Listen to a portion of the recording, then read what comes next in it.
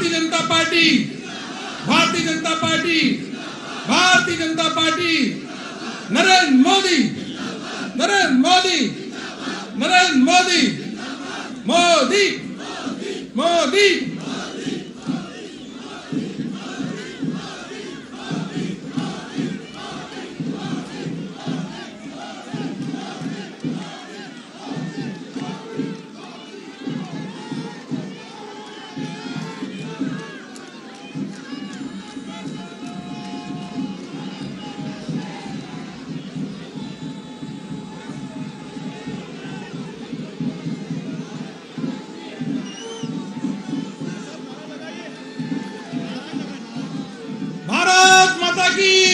दोनों मुट्ठी। भारत माता की, भारत माता की, नरेंद्र मोदी, नरेंद्र मोदी, नरेंद्र मोदी, मोदी, मोदी, मोदी, मोदी, मोदी। माननीय प्रधानमंत्री जी अभी मोदी, मोदी, मोदी, नरेंद्र मोदी, नरेंद्र मोदी। माननीय प्रधानमंत्री जी अब दिखेंगे तो तालियों के द्वारा आप सभी उनका स्वागत करें, अभिनंदन करें भारतीय जनता पार्टी के मुख्यालय में। देखो देखो कौन आया, देखो देखो कौन आया, देखो देखो कौन आया। मोदी, मोदी, मोदी, मोदी।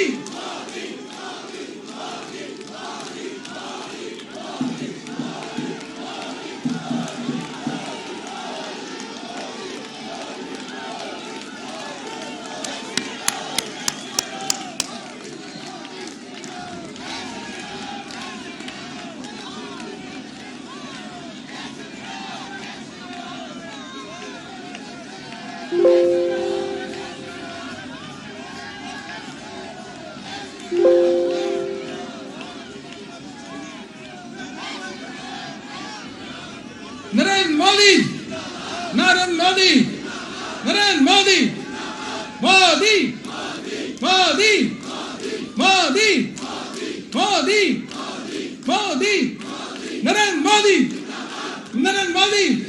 तालियों के गड़गड़ाहट के साथ माननीय प्रधानमंत्री जी का स्वागत, अभिनंदन, ढेर सारे स्वागत अभिनंदन माननीय प्रधानमंत्री जी का करें। गरीब, किसान, महिला, इन सभी वर्गों का उत्थान करने वाले जो आज माननीय प्रधानमंत्री जी को मसीहा के रूप में देखते हैं, ऐसे माननीय प्रधानमंत्री जी का स्वागत अभिनंदन करते हैं। अब मैं निवेदन करूंगा,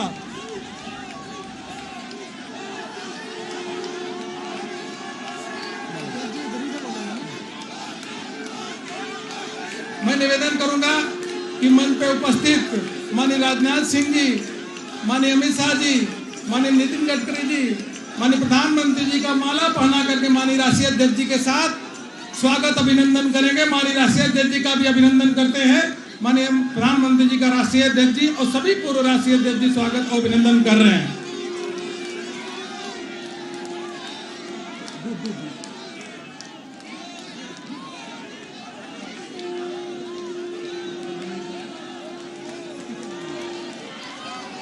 तालियों के द्वारा अभिनंदन करेंगे माननीय प्रधानमंत्री जी का। नरेंद्र मोदी, नरेंद्र मोदी, नरेंद्र मोदी। भारत माता की, भारतीय जनता पार्टी, भारतीय जनता पार्टी।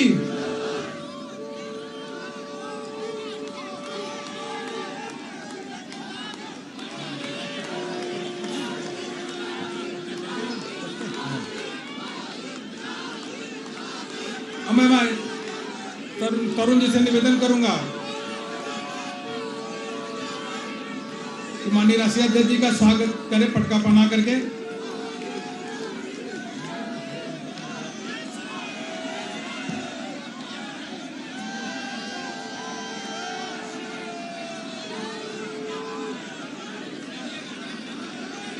माननीय रक्षा मंत्री जी, माननीय गृह मंत्री जी का हम लोग स्वागत अभिनंदन कर चुके हैं। अब मैं सीधे पार्टी के राष्ट्रीय अध्यक्ष आदरणीय जेपी नड्डा जी से निवेदन करूंगा कि आकर के कार्यकर्ताओं को संबोधित करें। माननीय राष्ट्रीय अध्यक्ष जी।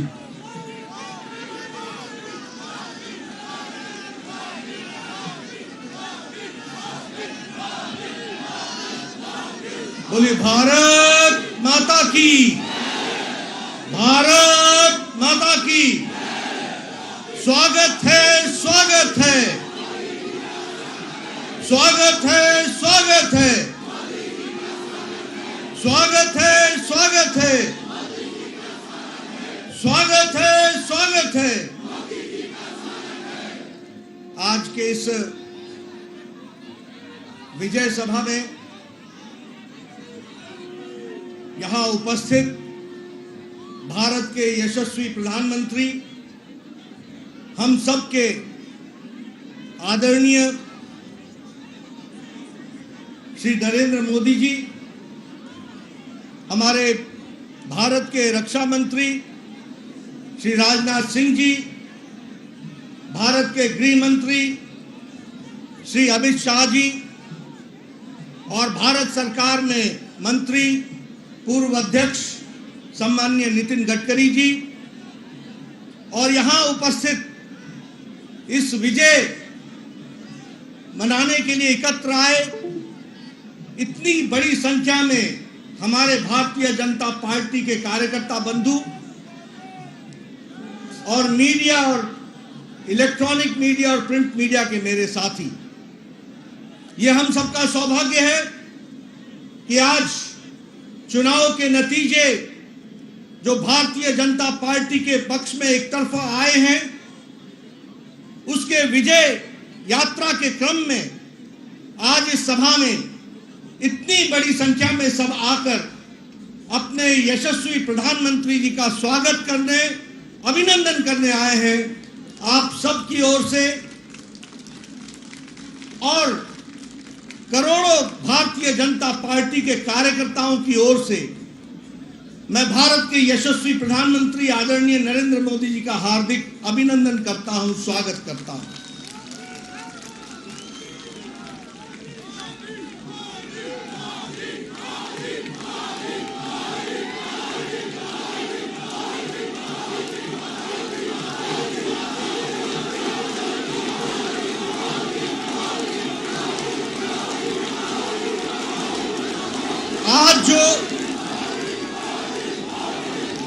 आज जो नतीजे आए हैं,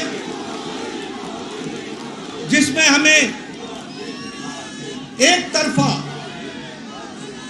भारत की जनता का, 4 राज्यों का जो आशीर्वाद मिला है, ये आशीर्वाद में जो योगदान भारत की जनता ने किया है, वो इस बात को बताता है कि आदरणीय यशस्वी प्रधानमंत्री मोदी जी के द्वारा चलाए गए कार्यक्रम, उनके द्वारा प्रतिपादित किए गए नीतियां, इस नीति को, इन नीतियों को फिर से देश की जनता ने चुनाव में जीत हासिल करा करके मुहर लगाई है। इस बात के लिए मैं मतदाताओं का अपनी ओर से हार्दिक धन्यवाद देता हूं और साथ ही साथ प्रधानमंत्री मोदी जी का अभिनंदन करता हूं कि उनके नेतृत्व में एक बार फिर से एनडीए, एक बार फिर से भारतीय जनता पार्टी को प्रचंड जीत हासिल हुई है और लोगों ने उनकी नीतियां और उनके कार्यक्रम को मुहर लगाई है। इसके लिए मैं पुनः उनको बधाई भी देता हूं, धन्यवाद भी देता हूं और आप सबकी ओर से, करोड़ों कार्यकर्ताओं की ओर से और मतदाताओं की ओर से उनका हार्दिक अभिनंदन करता हूं, स्वागत करता हूं। मित्रों, जो नतीजे आज आए हैं वो इस बात को बताते हैं कि ये नतीजे बहुत तरीके से पहली बार राजनीति के दृष्टि से कुछ इंगित करते हैं, कुछ दिशा देते हैं, कुछ जिसे हम कहते हैं कि रास्ता बताते हैं कि भारत की राजनीति मोदी जी के नेतृत्व में किस प्रकार से आगे बढ़ रही है। अगर हम उत्तर प्रदेश की बात करें तो यह पहला मौका है कि 4 बार लगातार मोदी जी को उत्तर प्रदेश की जनता ने लगातार आशीर्वाद दिया है।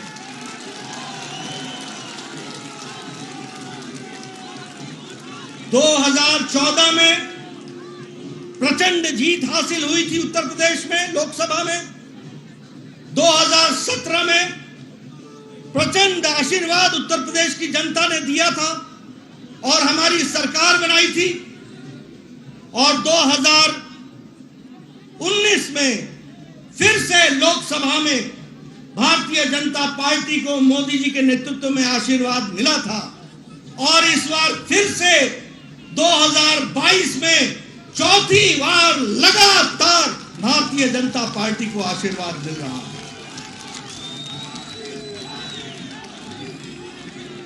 ये पहली बार 37 साल बाद हो रहा है कि उत्तर प्रदेश में लगातार कोई पार्टी की सरकार दोबारा आई है।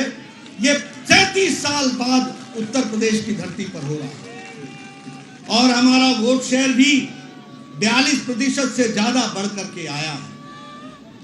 इसी प्रकार अगर हम देखें तो उत्तराखंड जब से राज्य बना तब से हमेशा वहां सरकार बदलती रही, हर चुनाव में सरकार बदलती रही, लेकिन मोदी जी के नेतृत्व में उत्तराखंड का चुनाव लड़ा गया और उत्तराखंड की जनता ने भी फिर से दोबारा और पहली बार दोबारा सरकार बनाई है और उत्तराखंड में भी भारतीय जनता पार्टी को बहुमत दिया गया। अगर हम बात करें मणिपुर की तो मणिपुर में भी पहली बार विशुद्ध भारतीय जनता पार्टी के बहुमत से अब हमारी सरकार बन रही है। यह परिस्थिति आई है, इसको भी हमको याद रखना। और अगर हम गोवा की बात करें तो वहां हम इस बार हैट्रिक बनाने जा रहे हैं, तीसरी बार हम सरकार बनाने जा रहे हैं और वहां भी आदरणीय प्रधानमंत्री मोदी जी की नीतियों का, कार्यक्रम का आशीर्वाद हम सबको मिला है और उसके कारण ये जीत हासिल हुई है। मित्रों, जहां हम आज 4 राज्यों में सरकार बनाने के लिए अपने बहुमत के साथ खड़े हैं, वहीं कल के नतीजे जो असम के म्युनिसिपल बोर्ड के आए, कॉरपोरेशन के, आपको जानकर खुशी होगी कि 80 म्युनिसिपल कॉरपोरेशन में 77 में भारतीय जनता पार्टी ने जीत हासिल की। और आज वहां भी एक बाई इलेक्शन था मंझोली का, वह भी सीट प्रचंड मार्जिन के साथ भारतीय जनता पार्टी ने जीती है। इसलिए जिसे हम कहते हैं कि हमारी जनता ने मोदी जी को भरपूर आशीर्वाद दिया, एक तरफा आशीर्वाद दिया है और उनकी नीतियों के, उनके कार्यक्रमों को फिर से एक बार मुहर लगाई है। इस बात के लिए हम सबको बहुत बहुत मोदी जी का धन्यवाद देते हैं। मित्रों,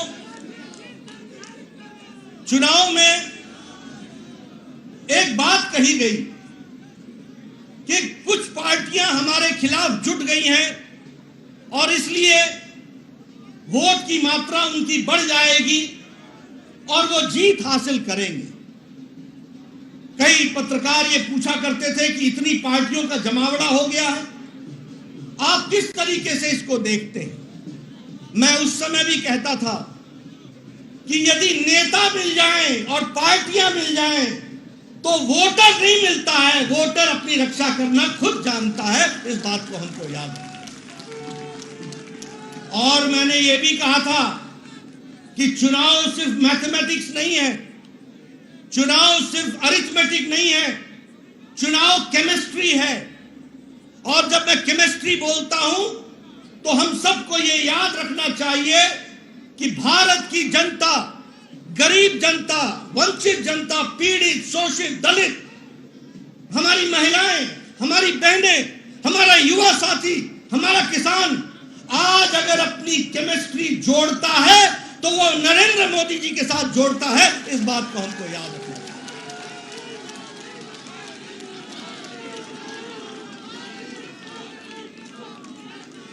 ये रसायन शास्त्र का मोदी जी की गरीबों के प्रति, जो वंचित थे, पीड़ित थे, शोषित थे, समाज के अंतिम पायदान पर खड़े थे, उनको सशक्तिकरण देने का काम मोदी जी ने किया, प्रधानमंत्री जी ने किया। और इसलिए रसायन शास्त्र का गरीब व्यक्ति को, जो वंचित था, उसको रस मिलता है तो वो आदरणीय प्रधानमंत्री जी की नीतियों से मिलता है, कार्यक्रमों से मिलता है। इसको हमको याद रखना चाहिए।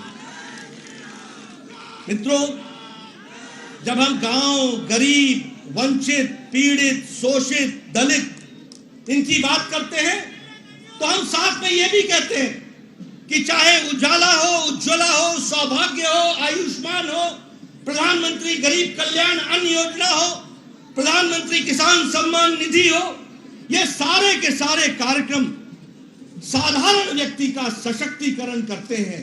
और वो साधारण व्यक्ति जब चुनाव आता है तो अपना कीमती मत को संभाल कर रखता है और मोदी जी के नाम पर वो कमल के निशान पर बटन दबाता है।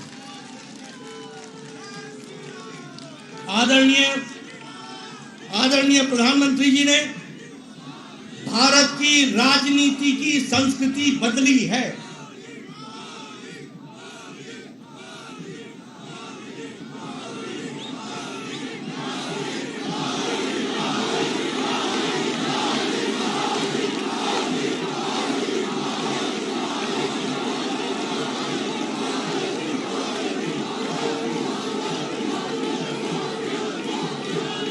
आदरणीय प्रधानमंत्री जी ने भारत की राजनीति की संस्कृति बदली है।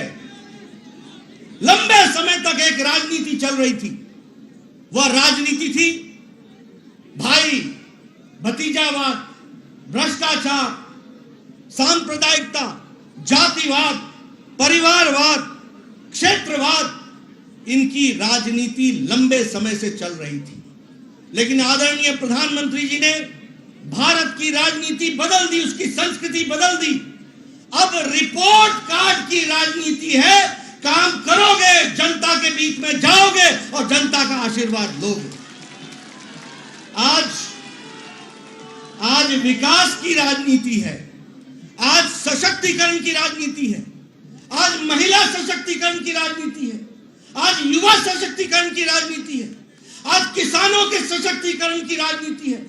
आज जो व्यक्ति समाज के अंतिम पायदान पर खड़ा था, जिसको कोई पूछता नहीं था, वोट का आधार मानता था, वोट बैंक पॉलिटिक्स करता था, उसको मुख्य धारा में लाने का काम और सशक्तिकरण का काम किया है तो आदरणीय प्रधानमंत्री जी ने किया है, उनकी नीतियों ने किया है। मित्रों, जब मैं उत्तर प्रदेश की बात करता हूं तो हम जानते हैं 5 साल पहले वहां भय का वातावरण था, भ्रष्टाचार था, माफिया राज था, गुंडागर्दी थी, आतंकवादी दंडनाते थे, उनको नेताओं का संरक्षण मिलता था। लेकिन योगी जी ने लॉ एंड ऑर्डर को कंट्रोल करके वहां पर भय मुक्त समाज और भय मुक्त प्रदेश बनाने का काम किया तो आदरणीय योगी जी ने किया। और उत्तर प्रदेश की जनता ने भरपूर आशीर्वाद दिया। अभी मैं नतीजे देख रहा था, हम 2/3 बहुमत की तरफ बढ़ रहे हैं। यह परिस्थिति आकर के खड़ी हुई। जो माफिया राज दंडनाते थे वो आज जेलों में बंद है। जो लोग भय का वातावरण बनाते थे वो आज खुद भयभीत है। यह परिस्थिति आज योगी जी ने की है, इसका भी हम सबको ध्यान रखना चाहिए और उनका भी हम धन्यवाद करें। अगर हम मणिपुर की बात करें, प्रधानमंत्री जी ने नॉर्थ ईस्ट का ये पहले प्रधानमंत्री हैं जिन्होंने एक्ट ईस्ट पॉलिसी, पूर्व की ओर देखो और काम करो, पूर्व को संभालो और मुख्य धारा में शामिल करो।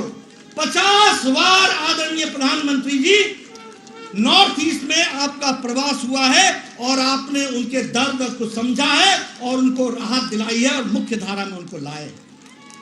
यही नॉर्थ ईस्ट बंद, ब्लॉकेड के लिए जाना जाता था, आज शांति और विकास के लिए जाना जाता है। और मणिपुर में भी पहली बार विशुद्ध भारतीय जनता पार्टी की सरकार बन रही है। अगर हम बात करें उत्तराखंड की, तो यह भी हम दोबारा जीत करके आ रहे हैं, पहली बार मौका मिला, और यहां भी विकास हर दृष्टि से हो रहा है। और जो मोदी जी ने कहा कि उत्तराखंड अगले दशक उत्तराखंड का होगा, इसको उत्तराखंड की जनता ने अपनाया है, समझा है, जाना है और भारतीय जनता पार्टी को मुहर लगाई है। मित्रों, अगर ये हम सब लोग यहां बैठे हैं बिना मास्क के और नजदीक बैठे हैं, यह संभव अगर हुआ है तो आदरणीय प्रधानमंत्री जी के अथक प्रयास से हुआ है। जो 180 करोड़ लोगों को वैक्सीनेशन देकर डबल डोज उनको तैयार किया है। जब पाश्चात्य देश मुसीबत में अपने आप को पाते हैं तो 130 करोड़ का देश मोदी जी के नेतृत्व में सुरक्षित दिखता है। इस बात को भी हमको याद रखना है।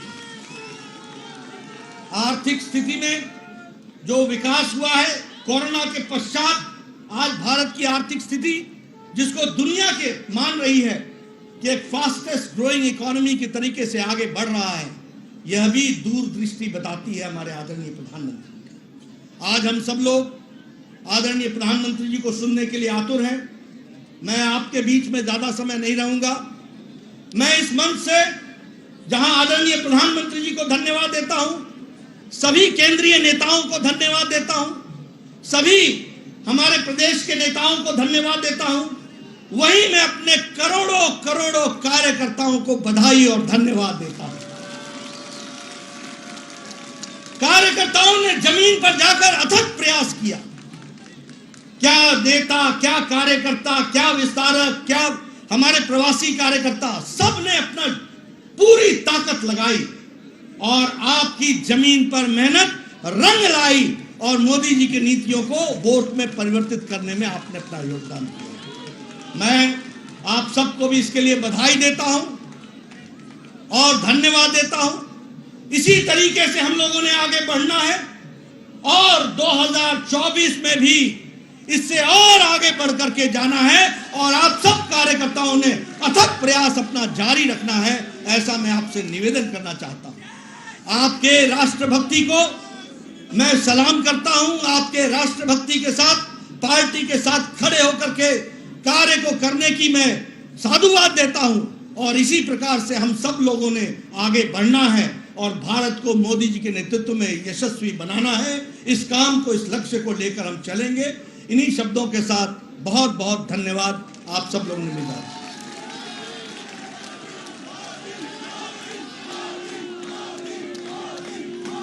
गरीब, शोषित, वंचित के लगातार उत्थान करने वाले उनके मसीहा के रूप में माननीय प्रधानमंत्री जी विश्व के सबसे लोकप्रिय नेता हैं। मैं माननीय प्रधानमंत्री जी से निवेदन करता हूं कि यहाँ पे बैठे हुए कार्यकर्ताओं, करोड़ों कार्यकर्ताओं को संबोधित करें। माननीय प्रधानमंत्री,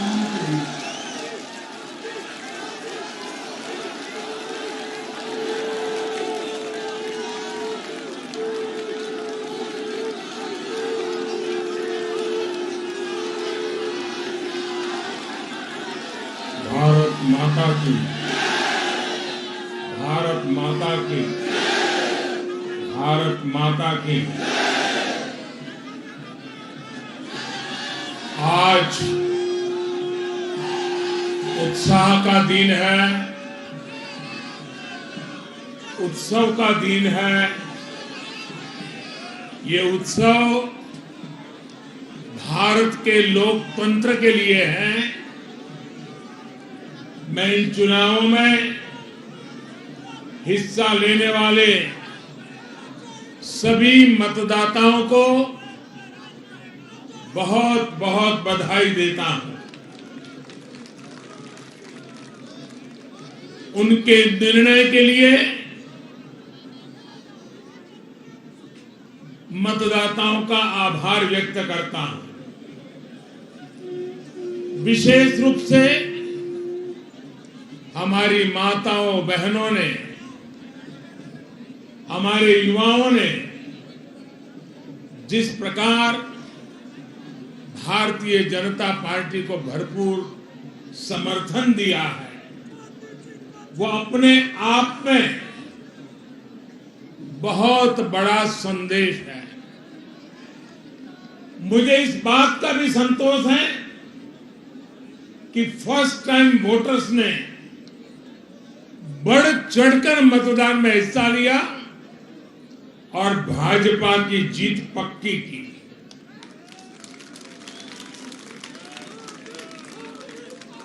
चुनाव के दौरान भाजपा के कार्यकर्ताओं ने मुझसे वादा किया था कि इस बार होली 10 मार्च से ही शुरू हो जाएगी।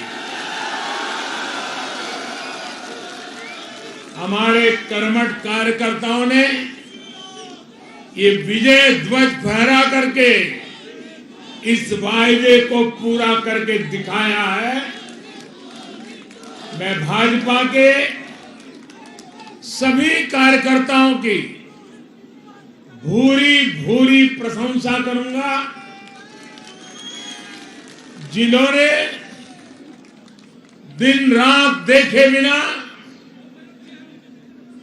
इन चुनावों में कड़ी मेहनत की। हमारे कार्यकर्ता जनता जनार्दन का दिल जीतने में,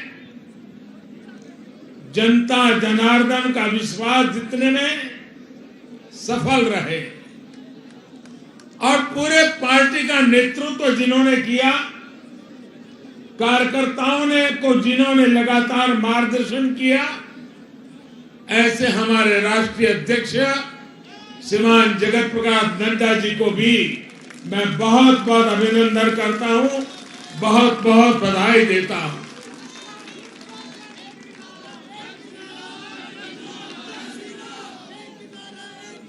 पार्टी के हर छोटे मोटे सभी कार्यकर्ताओं ने उनके अथक परिश्रम से आज एनडीए के लिए जीत का चौका लगाया है।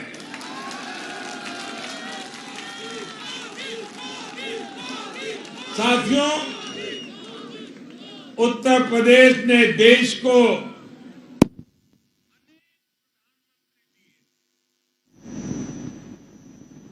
लेकिन 5 साल का कार्यकाल पूरा करने वाले किसी मुख्यमंत्री के दोबारा चुने जाने का यह पहला उदाहरण है।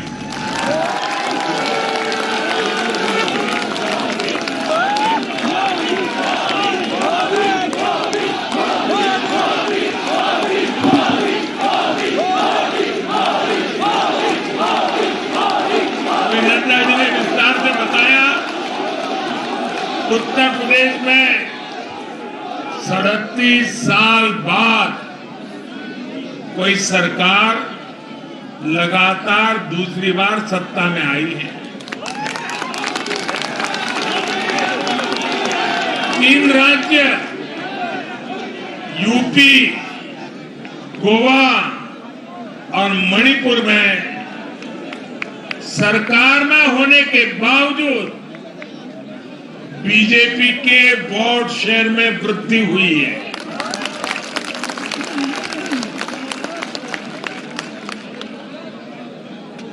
गोवा में सारे एग्जिट पोल गलत निकल गए और वहां की जनता ने तीसरी बार सेवा करने का मौका दिया है।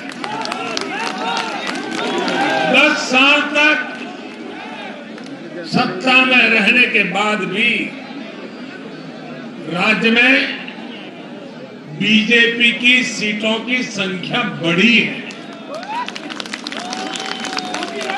उत्तराखंड में भी भाजपा ने नया इतिहास रचा है। राज्य में पहली बार कोई पार्टी लगातार दूसरी बार सत्ता में आई है। यानी सीमा से सटा एक पहाड़ी राज्य, एक समुद्र तटीय राज्य और एक मां गंगा का विशेष आशीर्वाद प्राप्त एक राज्य और पूर्वोत्तर सीमा पर एक राज्य, भाजपा को चारों दिशाओं से आशीर्वाद मिला।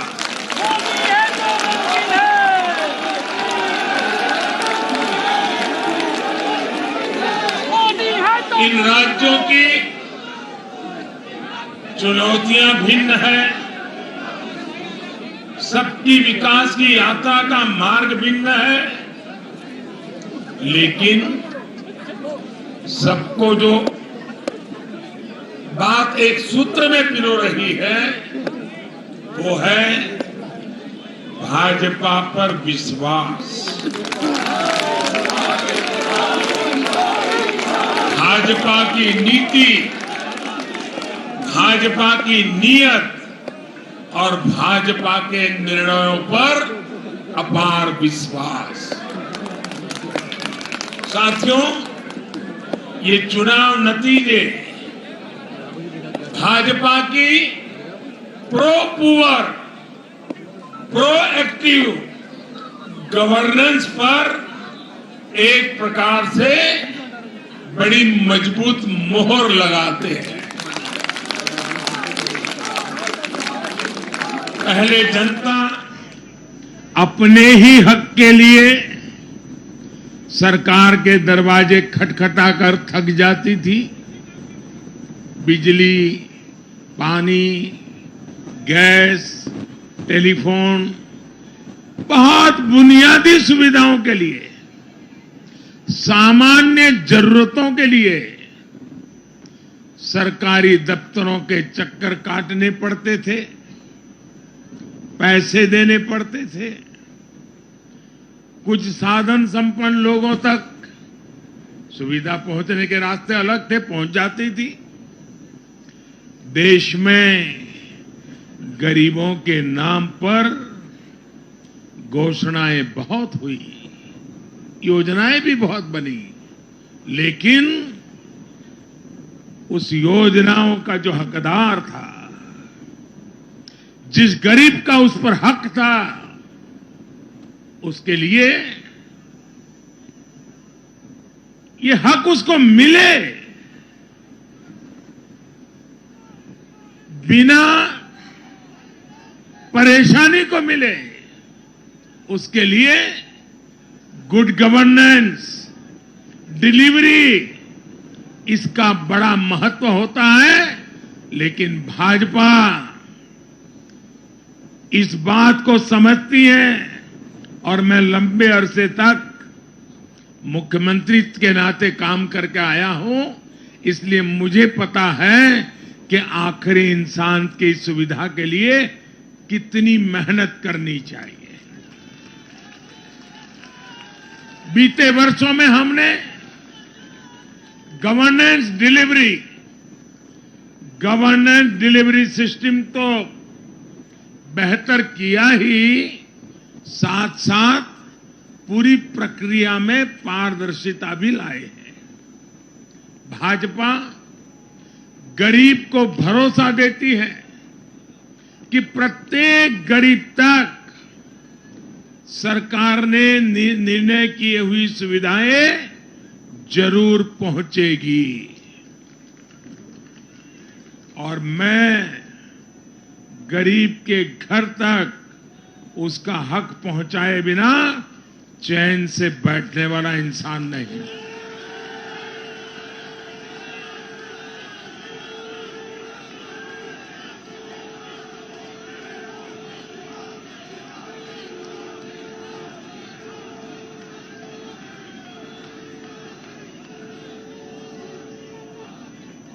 दो दशक से भी ज्यादा समय तक हेड ऑफ द गवर्नमेंट के रूप में सेवा करने का मुझे सौभाग्य मिला है। सरकार में कितनी दिक्कतें होती हैं, गवर्नेंस में कितनी दिक्कतें होती हैं, इसको भली भांति जानता हूं। उसके बावजूद भी मैंने एक ऐसी हिम्मत की है, शायद कोई न कर पाए। और वो हिम्मत मैंने लाल किले से 15 अगस्त को मेरे भाषण में उसको व्यक्त किया था। मैंने कहा था कि अब भाजपा को जहां जहां सेवा करने का मौका मिलेगा, हम हर योजना के जो हकदार हैं उनके लिए 100% सैचुरेशन, यानी काम को 100% पूरा करना, हर गरीब तक हर सरकारी योजना का लाभ पहुंचाना, ये 100% की कल्पना करना 2 दशक से ज्यादा समय सरकार का काम करने के बाद मैं कहता हूं, ये बहुत बड़ी हिम्मत की है मैंने। और ये हिम्मत मैंने इसलिए की है कि जब ईमानदारी होती है, नीयत साफ होती है, गरीबों के प्रति करुणा होती है, देश का कल्याण यही जीवन का मंत्र होता है, तो फिर ऐसे निर्णय करने की ताकत पैदा होती है। हम हर गरीब तक पहुंचेंगे, हम हर गरीब तक पहुंचेंगे, 100% लाभार्थियों तक पहुंचेंगे। भाई और बहनों, आज मैं देश की महिलाओं, हमारी बहन बेटियों को विशेष रूप से नमन करता हूं। चुनाव के नतीजों में मेरी इन माताओं बहनों का, बेटियों का बहुत बड़ा योगदान है। ये हमारा सौभाग्य है कि भाजपा को बहनों, बेटियों, माताओं ने इतना स्नेह दिया है, इतना आशीर्वाद मिला है। जहां जहां महिला मतदाताओं ने पुरुषों के मुकाबले ज्यादा वोट किया है, वहां बीजेपी को बम्पर जीत मिली है।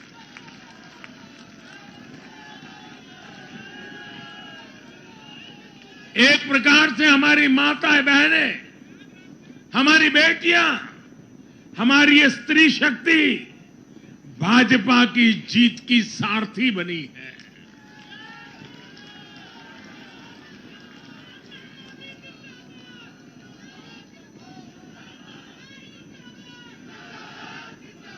मैं जब गुजरात में था तो कभी कभी कुछ ऐसी घटनाएं हो जाती थी कि लोग चिंता करते थे, मोदी जी आपकी सुरक्षा का क्या, आप चिंता क्यों नहीं करते, अपने आप को क्यों संभालते नहीं हैं। तो मैं एक ही जवाब देता था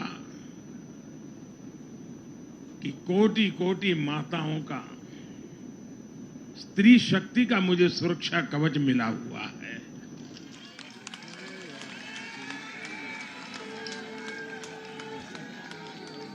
साथियों, भारत की माताएं, बहन, बेटियां निरंतर भाजपा पर विश्वास कर रही है।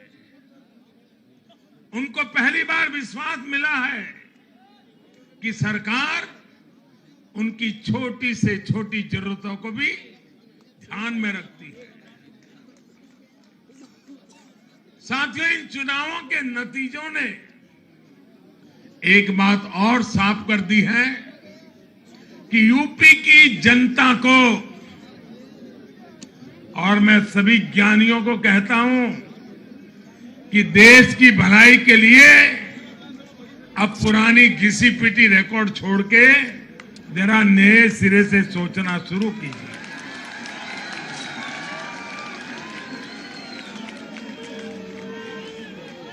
इस देश के लिए बड़ी दुख की बात है। मैं स्वयं बहुत दुख अनुभव करता था जब ये ज्ञानी लोग यूपी की जनता को सिर्फ और सिर्फ जातिवाद के तराजू से तोलते थे, जातिवाद की दृष्टि से देखते थे। मैं समझता हूं कि उत्तर प्रदेश के नागरिकों को जातिवाद की बाड़ाबंदी में बांध करके वे उन जातियों का अपमान करते थे, उन नागरिकों का अपमान करते थे, पूरे उत्तर प्रदेश का अपमान करते थे।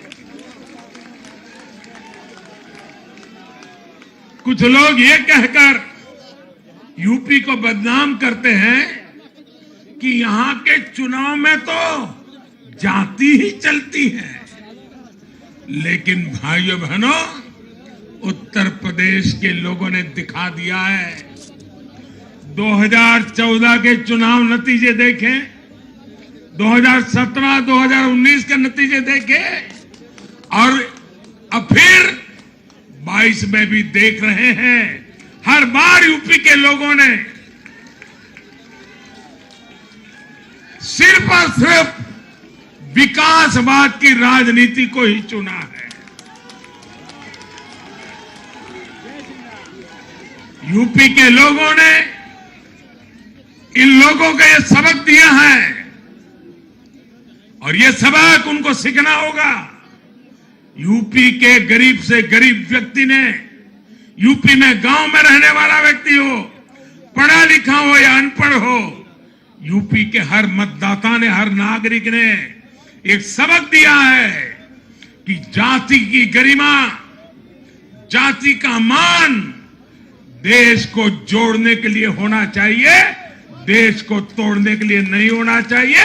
और ये करके दिखाया है, चार चुनावों में करके दिखाया है।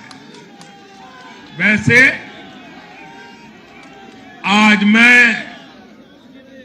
ये भी कहूंगा कि 2019 के चुनाव नतीजों के बाद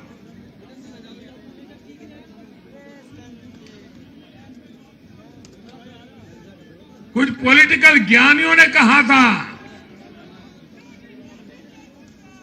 2019 में जब लोकसभा में हम दोबारा जीत करके आए तो इस ज्ञानियों ने कहा था कि भाई 2019 के जीत में क्या है, ये तो 2017 में ही तय हो गई थी, क्योंकि 2017 में यूपी का रिजल्ट आया था। मैं मानता हूं इस बार भी ये ज्ञानी जरूर कहने की हिम्मत करेंगे कि 2022 के नतीजों ने 2024 के नतीजे तय कर दिए हैं।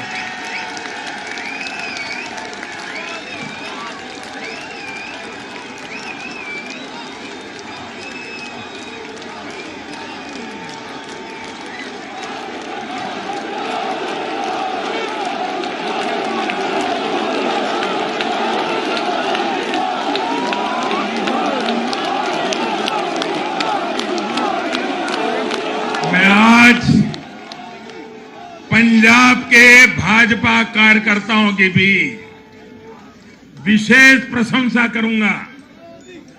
उन्होंने विपरीत परिस्थितियों में जिस प्रकार पार्टी का झंडा बुलंद किया है, वो आने वाले समय में पंजाब में भाजपा की मजबूती को, देश की मजबूती को एक अहम स्थान के रूप में विकसित करेंगे, ये मेरा पूरा विश्वास है।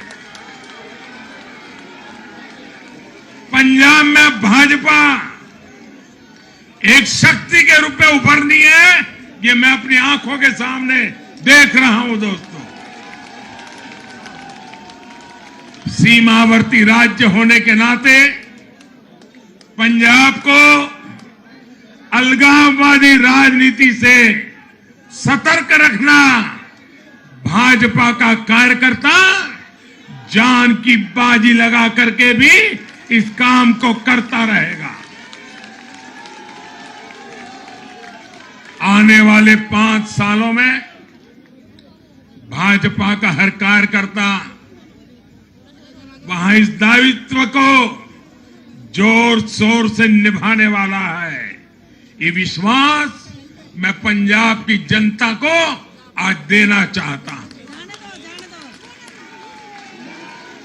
साथियों, ये चुनाव ऐसे समय में हुए हैं जब दुनिया 100 साल के सबसे बड़े कोरोना जैसी महामारी के संकट से लड़ रही है।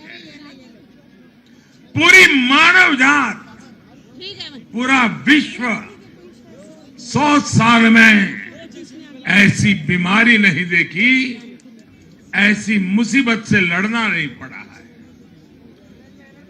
ये जैसे कुछ कम था तो युद्ध ने भी विश्व की चिंताएं बढ़ाई है। इन परिस्थितियों में दुनिया भर की सप्लाई चेन छिन्न भिन्न हो गई है। 2 साल से सप्लाई चेन पर बहुत ही विपरीत प्रभाव हुआ और युद्ध ने उसमें और जोड़ दिया।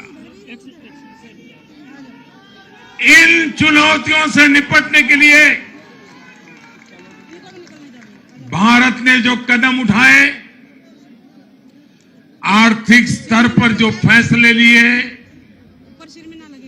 गरीब कल्याण के जो फैसले लिए, उन सभी ने भारत को संभल कर आगे बढ़ने में बहुत मदद की।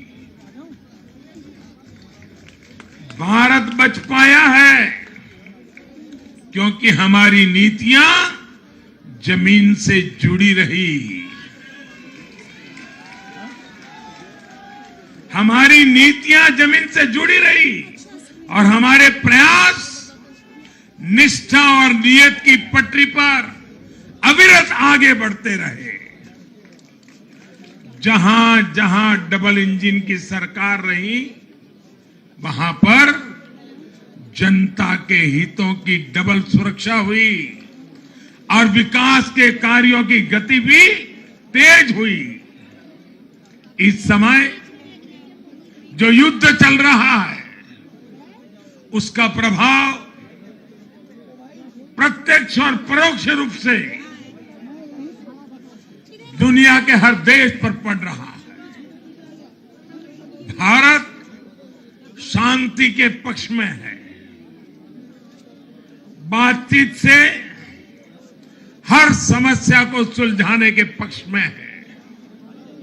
लेकिन जो देश सीधे जंग लड़ रहे हैं, भारत का उनसे आर्थिक दृष्टि से, सुरक्षा की दृष्टि से, शिक्षा की दृष्टि से, राजनीतिक दृष्टि से नाता है।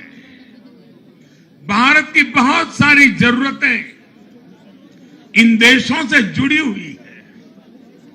भारत बाहर से जो कच्चा तेल मंगाता है, पाम ऑयल मंगाता है, सनफ्लावर ऑयल मंगाता है, उसकी कीमत भी अंतर्राष्ट्रीय बाजार में बहुत तेजी से बढ़ रही है।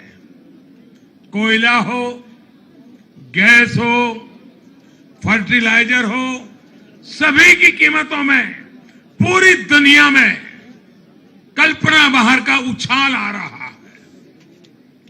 युद्ध के कारण पूरी दुनिया में महंगाई बढ़ रही है। विकासशील देशों को विशेष रूप से कठिनाई का सामना करना पड़ रहा है। साथियों, इस वैश्विक संदर्भ में इन कठिनाइयों के बीच इस बार के बजट पर नजर डालें तो एक विश्वास पैदा होता है। देश आत्मनिर्भर भारत अभियान के मार्ग पर आगे बढ़ रहा है।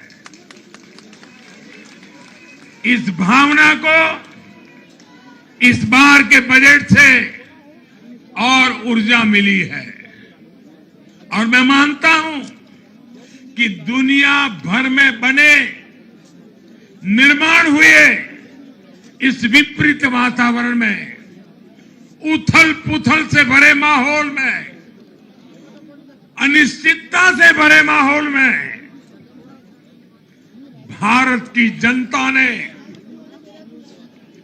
विशेष करके उत्तर प्रदेश जैसे राज्यों ने अपनी दूरदृष्टि का परिचय दिया है।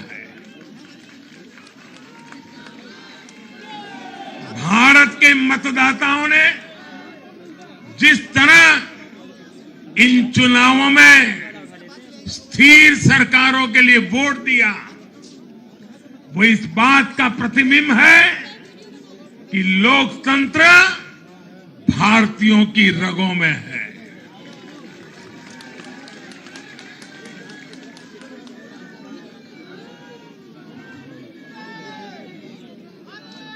लेकिन भाई और बहनों, आज इस अवसर पर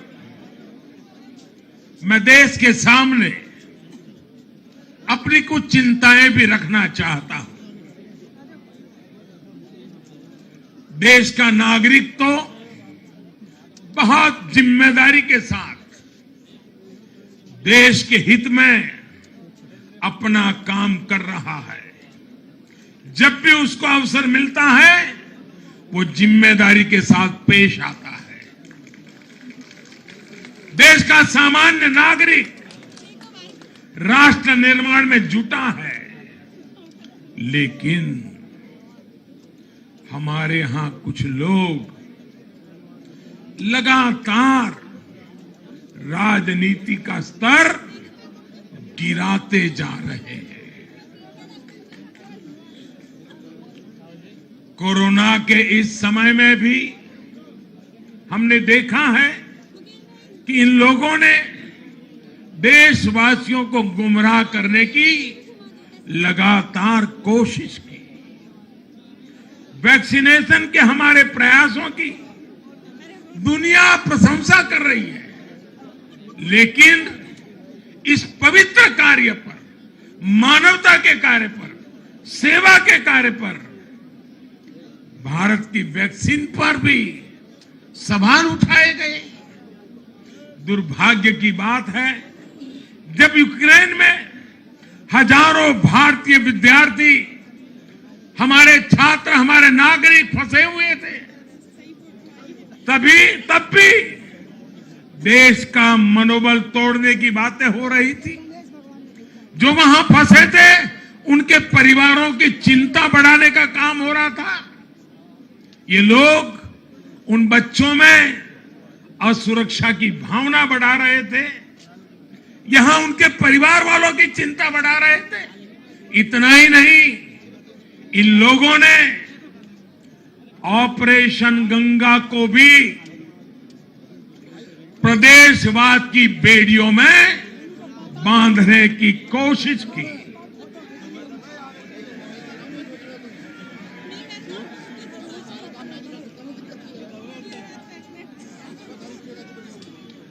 हर योजना को, हर कार्य को क्षेत्रवाद, प्रदेशवाद, जातिवाद, संप्रदायवाद का रंग देने का प्रयास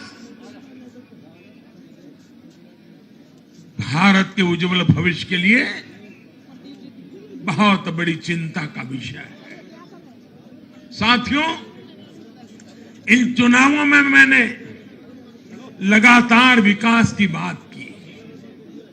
गरीबों को घर, गरीबों को राशन, वैक्सीन, आधुनिक इंफ्रास्ट्रक्चर, हर विषय पर भाजपा का विजन लोगों के सामने रखा। इसके साथ ही जिस एक बात पर मैंने सबसे ज्यादा चिंता जताई थी, वो थी गौर परिवारवाद। मैंने राज्यों के लोगों को बताया कि कैसे मैं किसी परिवार के खिलाफ नहीं हूं, नहीं मेरे किसी की व्यक्तिगत दुश्मनी है। मैं लोकतंत्र की चिंता करता हूं और मैं सभी ज्ञानियों को कहता हूं, जरा लोकतंत्र के तराजू पर इन चीजों को तोल के देखो।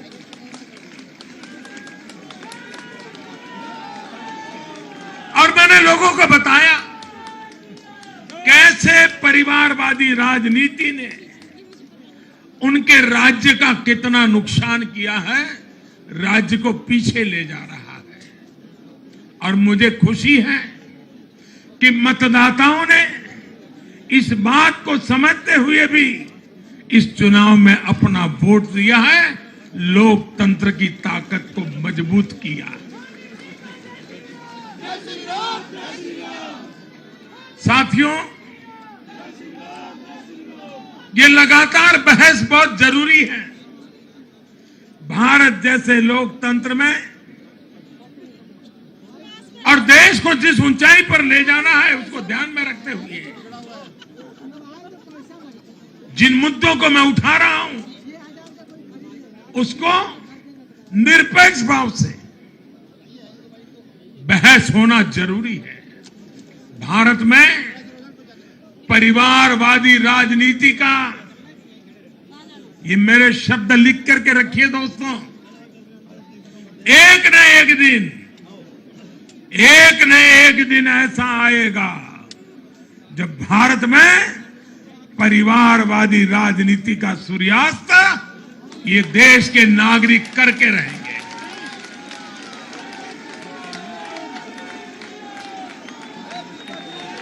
इस चुनाव में देश के मतदाताओं ने अपनी सूझबूझ का परिचय दिखाते हुए ये क्या होने वाला है इसका इशारा कर दिया है। साथियों, आज एक और विषय में देश के लोगों के सामने रखना चाहता हूं। ये विषय है भ्रष्टाचार के खिलाफ कार्रवाई को रोकने की साजिश। आप मुझे बताइए साथियों, क्या भ्रष्टाचार के खिलाफ कार्रवाई होनी चाहिए कि नहीं होनी चाहिए? भ्रष्टाचार करने वालों पर कड़ी कार्रवाई होनी चाहिए कि नहीं होनी चाहिए? ये भ्रष्टाचार रूपी दिमाग देश में से नष्ट होनी चाहिए कि नहीं होनी चाहिए? साथियों, हमारे देश में भ्रष्टाचार के खिलाफ लोगों में, भ्रष्टाचारियों के खिलाफ, ऐसे लोगों के प्रति एक भयंकर नफरत का भाव रहता है। देश की गाढ़ी कमाई को लूटकर अपनी तिजोरी भरने की यह प्रवृत्ति कुछ लोगों की पहचान के साथ जुड़ गई है। भारतीय जनता पार्टी 2014 में एक ईमानदार सरकार का वायदा करके चुनाव जीती थी और हमारी ईमानदारी को देखकर 2019 में जनता ने हमें और ज्यादा आशीर्वाद दिया।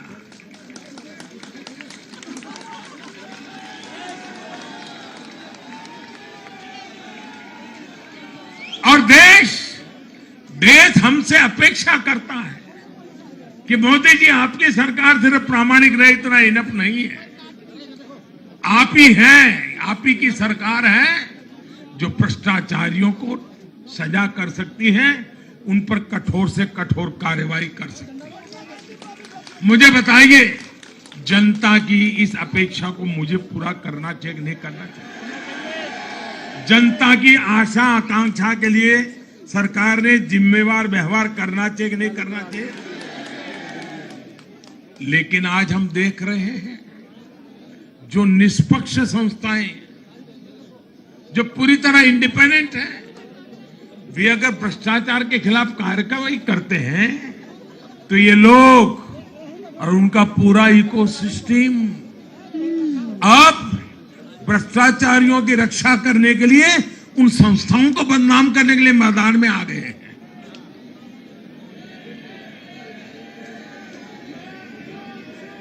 ये देश का कितना बड़ा दुर्भाग्य है कि घोटालों से घिरे लोग एकजुट होकर अब अपनी इकोसिस्टम की मदद से इन संस्थाओं पर ही दबाव बनाने लगे हैं। जांच एजेंसियों को रोकने के लिए ये लोग अपने इकोसिस्टम के साथ मिलकर नए नए तरीके खोजते हैं। इन लोगों को देश की न्यायपालिका पर भी भरोसा नहीं है। पहले हजारों करोड़ रुपए का भ्रष्टाचार करो, फिर जांच भी नहीं होने दो और जांच करे तो उस पर दबाव बनाओ, ये इन लोगों की प्रवृत्ति है। और देश के लोगों को एक और बात पर मैं ध्यान देना के लिए आकर्षित करना चाहता हूं। ये लोग किसी भ्रष्टाचारी पर कार्रवाई होते ही उसे धर्म का रंग देते हैं, प्रदेश का रंग दे देते हैं, जाति का रंग देने लगते हैं। ये नए तौर तरीके शुरू हुए हैं। किसी माफिया के खिलाफ अदालत कोई फैसला सुना देती है तो भी उसे ये लोग धर्म और जाति से जोड़ देते हैं। ऐसे में भारत के मैं सभी संप्रदायों से आग्रह करता हूं, मैं सभी जाति पे गर्व करने वाले ईमानदार लोगों से आग्रह करना चाहता हूं, उन सबको सोचना होगा कि ऐसे भ्रष्टाचारियों, ऐसे माफियाओं को अपने समाज से, अपने संप्रदाय से, अपनी जाति से दूर करने की हिम्मत करें। इससे समाज भी मजबूत होगा, संप्रदाय भी मजबूत होगा और हर व्यक्ति का भला होगा। और यूपी में हमारी विजय का एक कारण यह भी है कि वहां के लोगों ने कई दशकों से ऐसी राजनीति का बहुत नुकसान सहा है। मैं बनारस का सांसद होने के नाते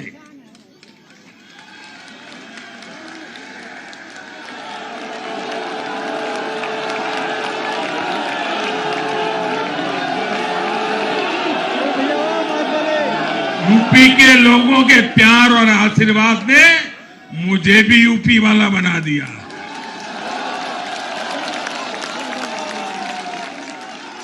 मैं बनारस का सांसद होने के नाते मेरे अनुभव से कह सकता हूं, यूपी के लोग ये बात समझ चुके हैं कि जाति को बदनाम करने वालों से, संप्रदाय को बदनाम करने वालों से अब दूर रहना है और राज्य के विकास को ही सर्वोच्च प्राथमिकता देनी है। साथियों, आजादी के 75वें वर्ष को देखते हुए भी इन चुनाव परिणामों का बहुत महत्व है। भारत आजादी के अमृत काल में प्रवेश कर रहा है।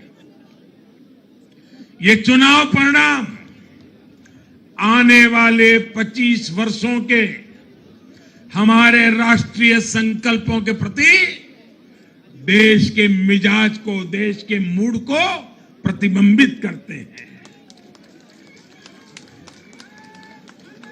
यहां से हम दो पटरियों पर एक साथ तेजी से काम करने वाले हैं। एक तरफ गांव, गरीब, छोटे किसान, लघु उद्यमी, उनके कल्याण पर हमारा जोर है। वहीं दूसरी तरफ देश के संसाधनों, देश की युवा शक्ति को नए अवसर देकर हम आत्मनिर्भरता के मिशन को तेज करना चाहते हैं। भारत का युवा आज अपने हुनर से, अपने बुद्धि के बल से और अपनी क्षमता के उपयोग से दुनिया को समाधान दे रहा है। दुनिया का सबसे बड़ा और सबसे तेज टीकाकरण अभियान आज के भारत के सामर्थ्य का बड़ा उदाहरण है। आज भारत डिजिटल पेमेंट सिस्टम में आत्मनिर्भर हो रहा है।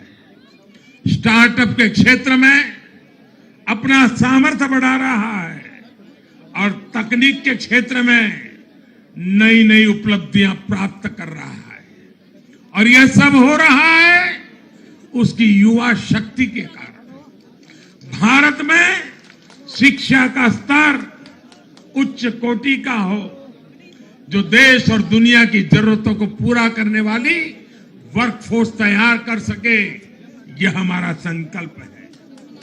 आज एक ऐसे नए भारत का निर्माण हो रहा है जहां आपकी पहचान आपके काम से होती है, न कि आपके परिवार से होती है।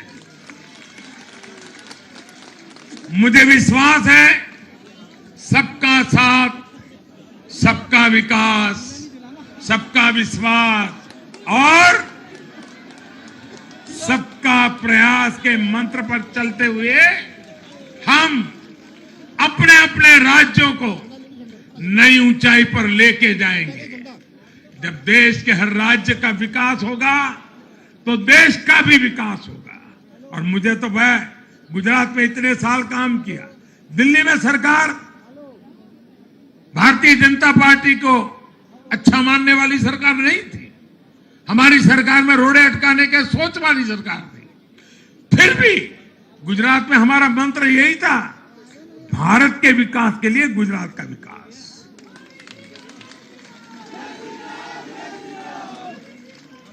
साथियों, हमें जुट जाना है, एक पल भी गंवाना नहीं है। चुनौतियां कितनी ही कठिन क्यों ना हो, लेकिन जीतने का संकल्प उससे भी बड़ा होता है।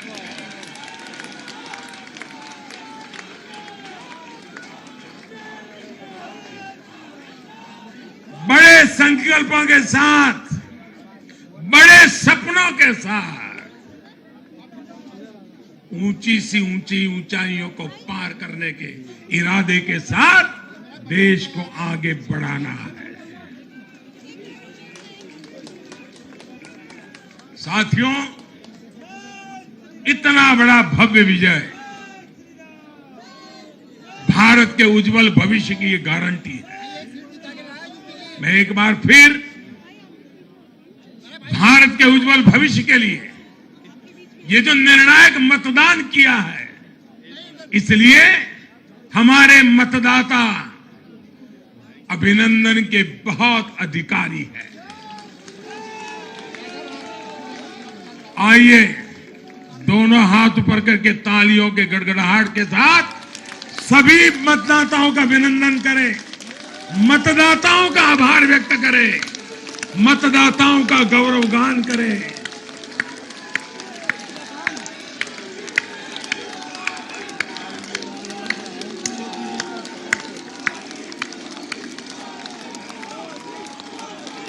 भारत माता की, भारत माता की, भारत माता की। बहुत बहुत धन्यवाद।